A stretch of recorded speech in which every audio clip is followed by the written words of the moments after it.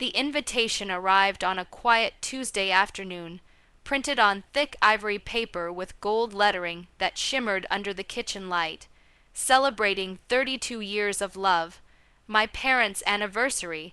For a long moment, I just stood there holding it. 32 years of marriage, 32 years of building a life together, and somehow, despite the distance that had grown between us over the past few years, a part of me still longed to feel included in that story. I hadn't been home in almost 8 months.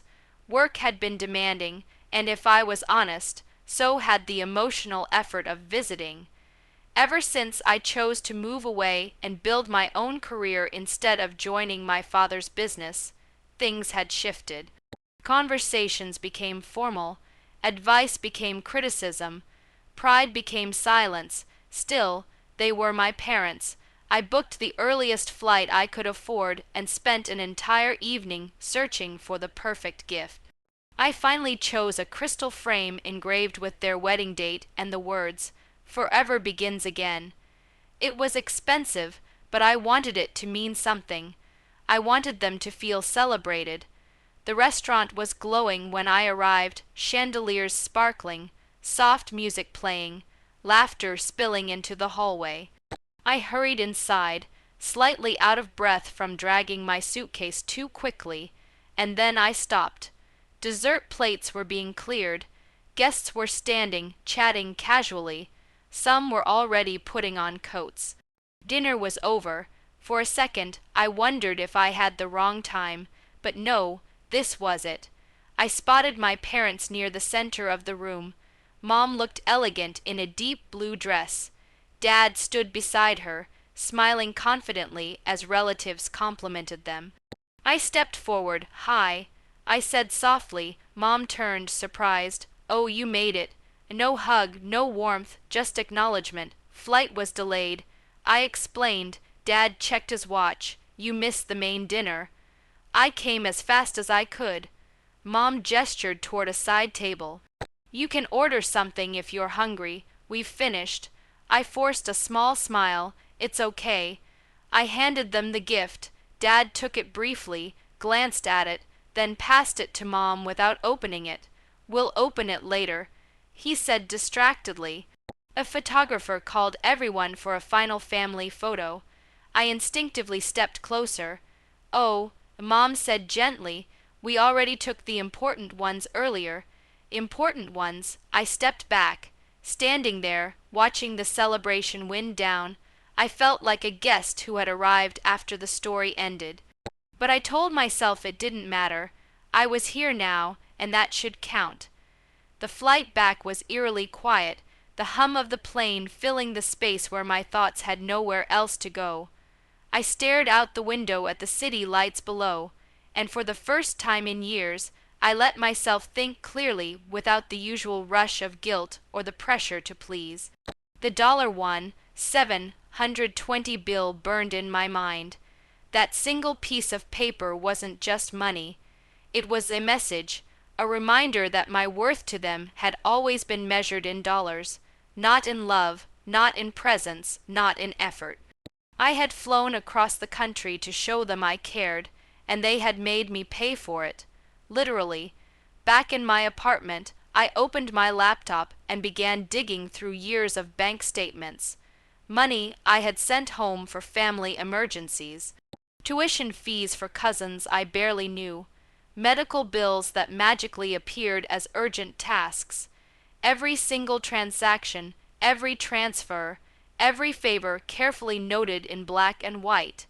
And I realized I had been funding expectations, not helping anyone. I closed the laptop with a decisive snap. Enough, this wasn't about revenge yet. This was about clarity. For the first time, I wasn't angry. I was awake. I saw the pattern, and I finally understood that I had been chasing something I could never earn: unconditional acceptance. The next day, I started making small but deliberate changes. When Mom texted asking for money for some emergency, she didn't bother explaining. I paused before replying. Then, slowly, carefully, I said, "I can't right now." and I meant it. Dad called shortly after, trying to coax me into his latest investment scheme. I listened quietly and said, "I'm focusing on my own goals at the moment. No justification, no guilt, no apology." Silence followed. And for the first time in years, the weight of their expectations wasn't on my shoulders. Instead, I began investing in myself. I signed up for the leadership course I had postponed for 5 years. I booked a weekend retreat alone. I even bought flowers for my apartment just because I wanted to. Little acts that felt selfish to them, perhaps, but liberating to me. Then came the subtle signs, guilt-filled texts, indirect calls from relatives, and whispers of disapproval. "She's changed," my aunt said as if it were a crime. I smiled, quietly savoring the shift. For the first time, I controlled the narrative. I wasn't the dutiful daughter who showed up when summoned, who paid the bills, who carried the weight of everyone's needs. I was me, and slowly, very deliberately, I began plotting a different kind of revenge, not one of anger or destruction, but one of quiet, unshakable self-respect. This time, it wouldn't be about paying them back. It would be about reclaiming myself. 3 months had passed since that night. In that time, I had built a small fortress of boundaries around myself, boundaries I had never thought I could enforce. I had stopped rushing to answer every call, stopped sending money without question, stopped shrinking to fit their expectations. And slowly, quietly, things began to shift. One evening, Dad called. I hesitated before picking up, expecting a demand, a reminder, or a guilt trip. But the voice on the other end was small, uncertain. "Can I ask your advice on something?" He said, advice, not money, not an expectation, just advice. My heart skipped. I took a deep breath, of course. "Tell me what's going on." He explained a failed investment. The loss was substantial, but he didn't beg. He only asked me to review the documents and give my honest opinion. I listened, offered suggestions, and made it clear I would not contribute financially. He accepted it. Something inside me shifted in that moment.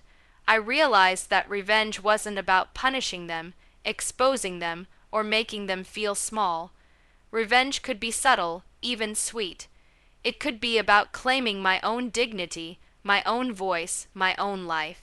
A few weeks later, I visited home. Walking into the house felt different now. I wasn't stepping into a battlefield of expectations. I was a guest, no, a participant on my own terms. Mom placed food on my plate without prompting, an act so small but so significant, it caught me off guard.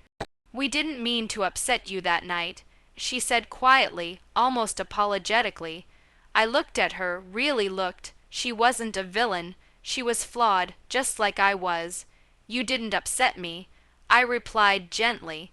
"You showed me something important." Dad cleared his throat. "We're proud of you," he added, words that felt foreign but sincere. For a moment I almost wanted to cry, not from relief, not from joy, but from recognition. From the understanding that I had fought silently for my place in this family, and finally I had claimed it. I smiled at both of them. "I'm proud of me too," I said, and I meant it. The room was quiet, but the atmosphere had shifted. There was no tension, no unspoken ledger of wrongs. Instead, there was a new kind of balance, fragile, yes, but real. The sweetest part of this shift was that it wasn't about tearing them down. It was about standing taller. It was about showing them that love and respect are earned through mutual recognition, not transactions. And as I left that night, I felt lighter than I had in years. I wasn't the same daughter who had flown across the country, carrying both luggage and expectations. I was someone who had learned that the truest revenge is reclaiming yourself, and in doing so, quietly changing the way others see you. No bitterness, no cruelty, only strength, only dignity. That was my sweet shift. A year had passed since the infamous dinner. In that time, I had rebuilt myself in ways I didn't think were possible. I was no longer the daughter who lived to meet others' expectations, nor the silent provider of money and favors. I had learned the quiet art of standing my ground, and in doing so, I discovered a kind of freedom I had never known. When another anniversary approached, I felt no rush. I didn't feel obligated to buy a gift, make a reservation, or even show up. For the first time, the decision belonged entirely to me. Dad called first. "We're keeping it small this year," he said cautiously, no pressure. I smiled softly, no pressure. That alone felt like a gift. I decided to go not out of duty, but out of choice. When I walked through the door, the house was quieter, simpler. No grand setup, no elaborate guest list. Just my parents, a few close relatives, and a meal that smelled like home. Mom handed me an envelope. I took it curiously, noticing the weight inside. A check. I unfolded it carefully. $1, $720. My breath caught. The same amount from that night, the amount that had humiliated me, the amount that had crystallized years of frustration and pain. For that night, Mom said softly, her eyes avoiding mine. We were wrong. I felt a strange mix of emotions, relief, recognition, bittersweet memories of that moment when I had realized the truth about their love. I placed the check back on the table. "Keep it," I said. "Consider it my gift." They looked at me, unsure. I smiled gently. "I don't need it. I never did. What matters is that we understand each other now." Dad reached across the table, his hand tentative. "We're still learning," he admitted. I nodded, meeting his gaze. "So am I." I replied. For the first time, the room felt genuine. No performances, no expectations, no hidden ledgers of favors and debts. Only honesty, flawed but real. I realized then that the sweetest revenge is not in making someone feel small. It is in refusing to shrink for them anymore. It is in reclaiming your worth, your time, and your presence, and quietly demonstrating that your life does not revolve around their whims.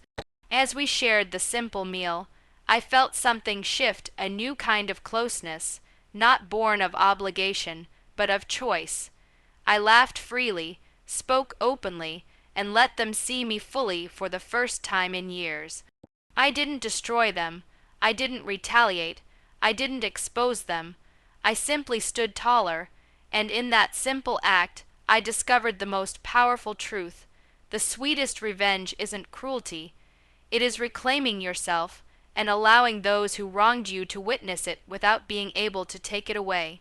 That anniversary, I was truly home, not because I had paid a bill or fulfilled an expectation, but because I had finally chosen myself.